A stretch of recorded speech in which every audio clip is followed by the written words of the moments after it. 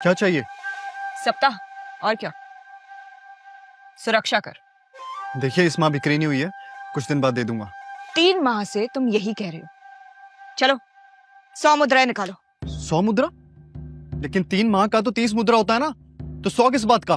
ब्याज? ये गलत है, मैं नहीं दूंगा। अच्छा,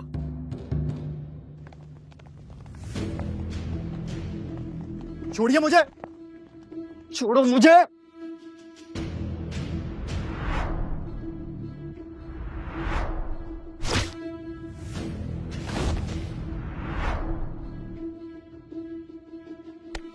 तुम मुझे मारना चाहते हो? हाँ, पता नहीं है भैरवगढ़ में औरतें ही सिर्फ हाथ उठा सकती हैं, मर्दों की औकात कचड़े बराबर होती है, समझे? आंखें दिखाता है।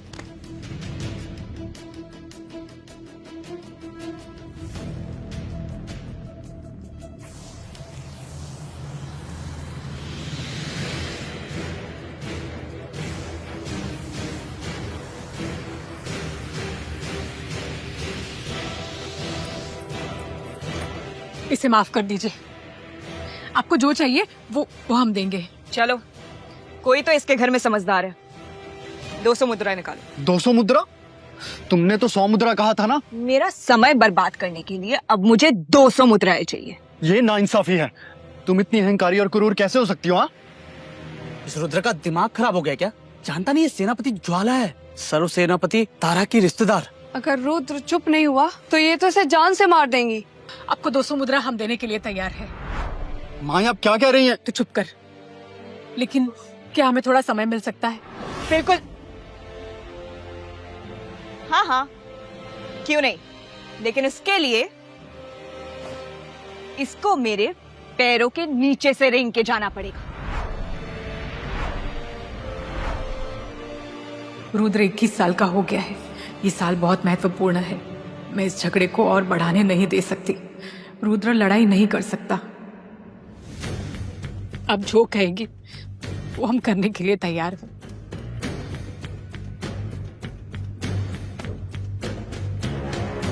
मैंने कहा ना, तुझे नहीं, इसको ही रेंगना होगा। माँ आप क्यों कर रहे हो? माँ मुझ पे भरोसा रखिए, मैं लड़के अपना हक ले सकता हूँ। माँ आप क्या कर रही हैं? जैसा कह रही है वैसा कर। देखो, तुम्हारे पास अब सिर्फ 2 रास्ते हैं, या तुम मेरे पैरों के नीचे से रेंग के जाओ, या तो फिर मैदान में मिलो लड़ने के लिए। और हाँ, तुम अगर जीत गए तो मैं यहाँ से चली जाऊं, पर अगर तुम हार गए तो ये तो सिर्फ एक मामूली आदमी है, ये सेनापति ज्वाला को कैसे हराएगा? हाँ, इसे सजा मिलनी चाहिए। एक आम मर्द होकर सेनापति से जबान लड़ा रहा है। अब इसके साथ जो कुछ भी होगा उसका जिम्मेदार ये खुद ही होगा। लेकिन हाँ, तुम्हें भैरवगढ़ की लड़ाइयों के बारे में तो पता होगा कि उसमें कोई कानून नहीं होता, जीत सिर्फ जीत होती है। सामने वाले की चाहे हड्डियां टूट जाए या उसकी जान चली जाए। तो तुम्हारे ऊपर है, सजा लेना चाहोगे या लड़ना चाहोगे?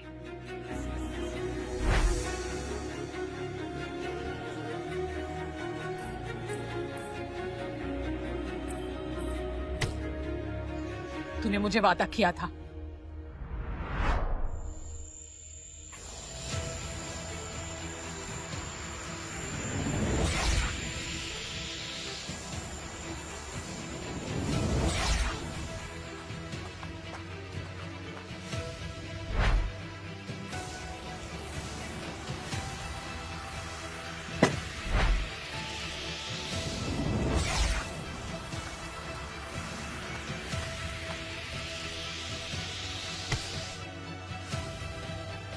हाँ, क्यों मार रहे हो? माफी मांगो।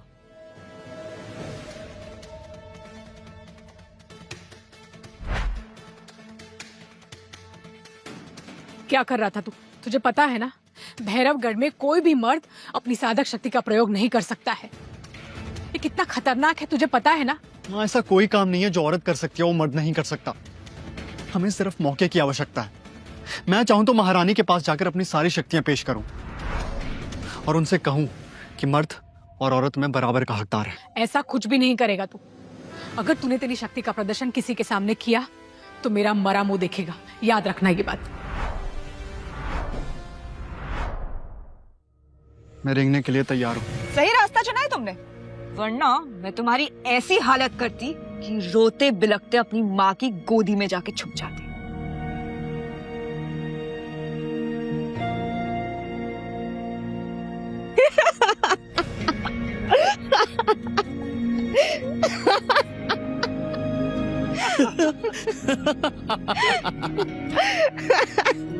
इसकी हालत तो कुत्ते से भी ज्यादा बदतर हो गई है।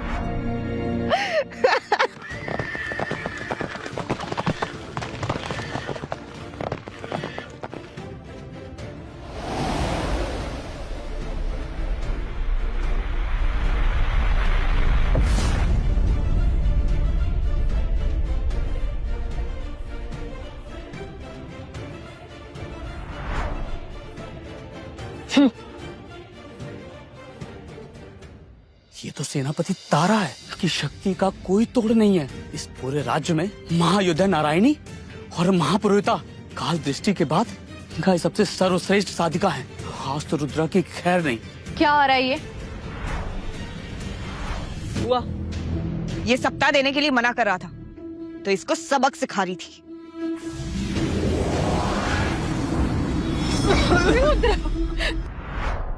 बिल्कुल ठीक किया तुमने ज्वाला।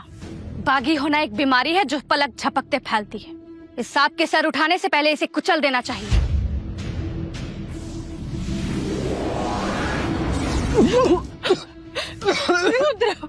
तू ठीक तो है बेटा?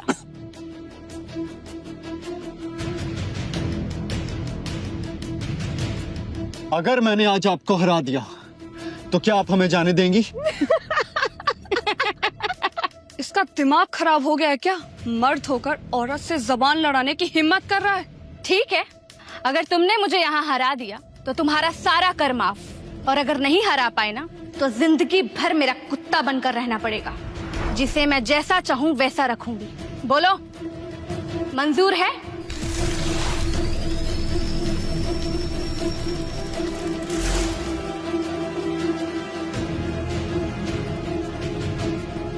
सेनापति तारा, मेरा बेटा नादान है।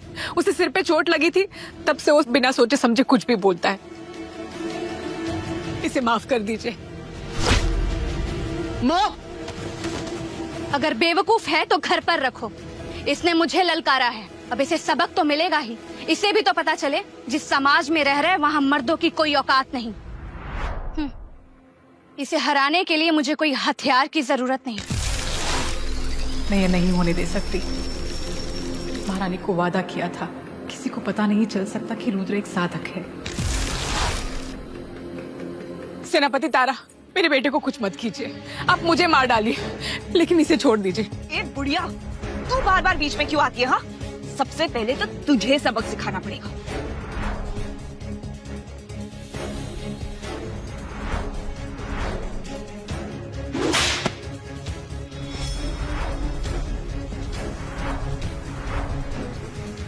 मेरी माँ पर हाथ उठाने की हिम्मत मत करना। पहली और आखिरी चेतावनी। तेरी इतनी हिम्मत?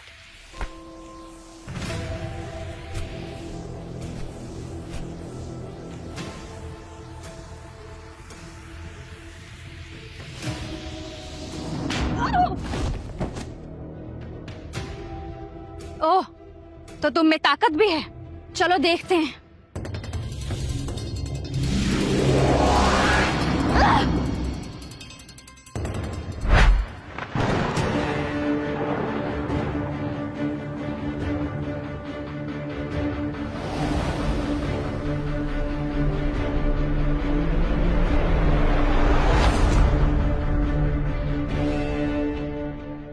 तीन दिनों में सदाशक्ति प्रतियोगिता है। तुम उसका अभ्यास करने की जगह यहाँ क्या कर रही हो?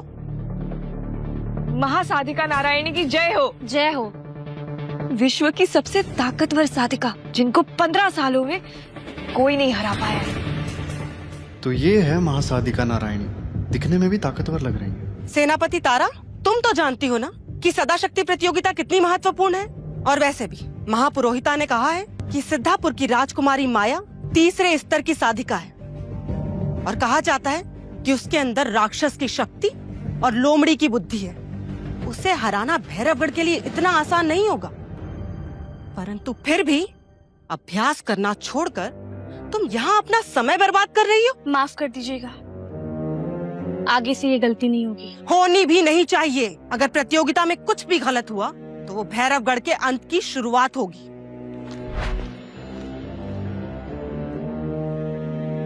संभल के।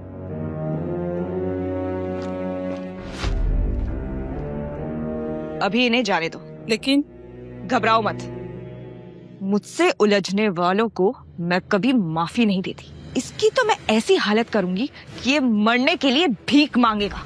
और ये सब साधक प्रतियोगिता के बाद।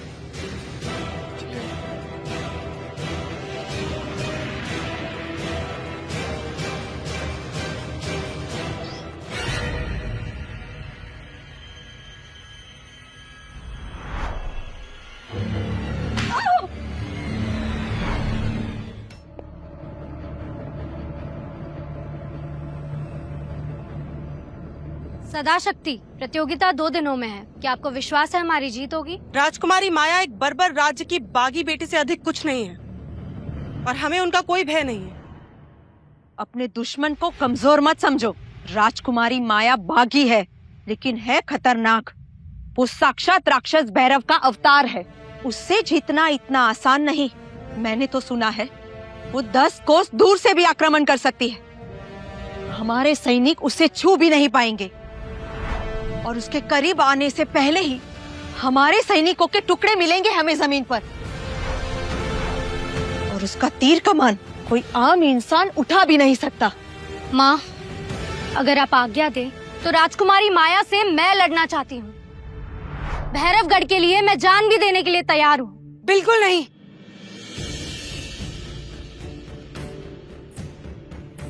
तुम भैरवगढ़ की होने वाली महारानी हो। तुम्हारे अलावा कोई नहीं है जो इस गद्दी पर बैठने का अधिकार रखता है। तुम भैरवगढ़ के राजघराने की एक लौती वंशज हो और अगर तुम्हें कुछ हो गया तो भैरवगढ़ खतरे में आ सकता है। महारानी, पिछले 15 वर्ष से ये प्रतियोगिता भैरवगढ़ जीतते आया है। अगर इस साल हम नहीं जीते तो सेना और प्रजा सबका मनोबल टूट जाएगा। सिद्धापुर और बाकी के राज्य यही कोशिश में लगे रहते हैं कि कैसे हम पर आक्रमण करें। बल से नहीं तो कूटनीति से। वो तो महासाधिका नारायणी के संरक्षण में हर साल हमारी सेना भैरवगढ़ को बचाते आई है। ये वर्ष उस भविष्यवाणी का वर्ष है और इस वर्ष भैरवगढ़ पर घोर खतरा मंडरा रहा है। और इसी वर्ष राजकुमारी माया प्रतियोगिता के लिए भी तैयार हो गई। और ये कोई संयोग नहीं है। तो हमें क्या करना चाहिए? भैरवगढ़ का अंत नहीं हो सकता।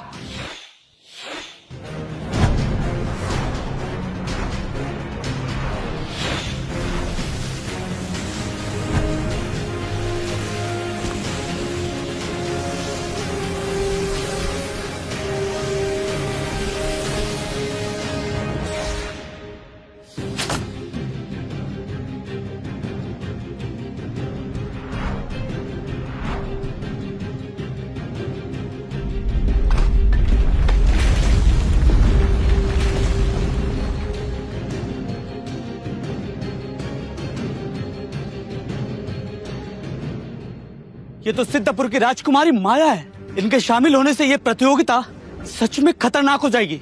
लगता है राजपुरोहिता की भविष्यवाणी सच साबित होने वाली है। समझदारी इसी में है कि हम लोग अपनी जान बचा के यहाँ से निकल जाएं। चलो चलो, सब लोग अपनी जान बचाओ और भैरवगढ़ से यहाँ से निकल चलो। मैं तो चला।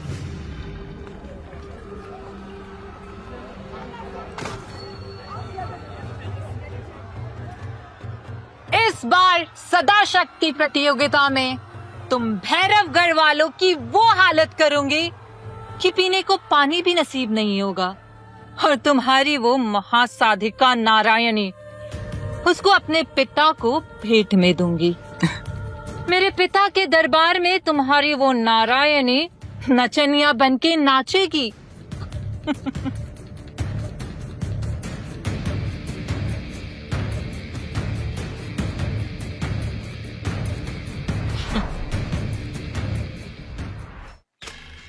रुद्र बेटा,